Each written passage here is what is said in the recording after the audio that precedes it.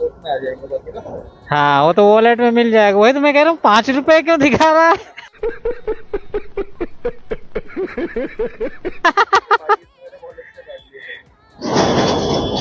थे। उसी में ऐप में कर रहे हो क्या? नहीं नहीं कर दो, आप बताओ जैसे कैसे करना है। ऐप में वेटिंग दिखा रहा है, ऐप में कर दो। हाँ, दिखा रहा है ना आपको पेमेंट करने के लिए। मतलब तो आपने कंपनी को लूट लिया हमें लगता है। नहीं नहीं, नहीं। ऐसे है ना, कंपनी कहाँ लूट रही है, कंपनी तो लूटने के लिए बैठी है।